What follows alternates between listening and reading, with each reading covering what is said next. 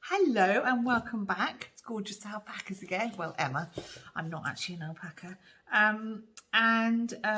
Hopefully that's obvious. We are going to look at Longtail CastOn. It is called Longtail CastOn because it has a long tail. And before we go close in, I'm just going to show you how to measure how much of a tail. You kind of get better at this, but the way you do need to have a long tail, you don't want to cast on 100 stitches and run out of yarn at 95. So I always, as a personal guide, take from my elbow to my hand and I count that as 25 stitches. So that's 25, 50, 75, and that would be 100. And then I think, I don't want to get too close, so I tend to do another strip too. So 4 and 1 for luck. Obviously, if it's a smaller piece of work, like 40 stitches, I'm just going to go 25, 50, a little bit more. And I've got my long tail, which is why it's called the Longtail CastOn. So let's have a look in more detail. So we've got our long tail. Here is the tail, very long. And actually, if you're doing a full-size piece, the long tail is going to be considerably longer. You don't want to get to 100 stitches and have run out of yarn. So make sure that you do follow the technique recommended. So we simply, at that point where you've decided it's going to be enough yarn, put the yarn, we're going to just create a loop. So put the yarn around your finger and bring it up through the middle.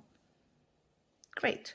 So we're only using one needle, and here we've got the yarn with the end, the long tail, and we've got the yarn coming out of our ball of wool. This is the chunky speckledy red. I love this colour actually. It's a natural colour of all the alpaca colours mixed together with a little bit of red dyed into it, and I love that mixture of natural and red really.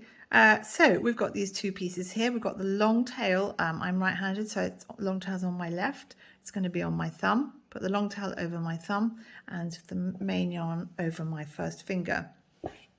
So we're going to go through the middle, like creating a gap between there's the two pieces. Put those through the middle, and then hold the yarn in place with the other stitches. So we've got 2 points of contact that we're going to be working with. We've got the left hand, this bit here, which is on the left of my thumb, and we've got this piece here, which is coming off my top finger. So it's here. We've got them held in place, and we've got we're creating the tension with the yarn by putting it across. So let's go to the left. From the outside to the inside, come in under that yarn. Let's go to the right, and from the outside to the inside, come under the yarn. Now, when we did the left hand side, we created a loop. So let's come back through that loop and take the head off the thumb. Pulling it, keep it loose, but drawing it a little bit tight. And as I come through, I put my thumb back in place. If you forget that, it's simple. You just put your finger and your thumb back in, creating a V or downward V. What's that? An archway held in place by your other fingers. So again, we're going to the left and we're coming in from the outside, and then we're going over to the right and we're coming in from the outside, and we've created a loop under our thumb. So we're going to go through that loop, and then we're going to take the loop off the thumb. We've now done 3 stitches.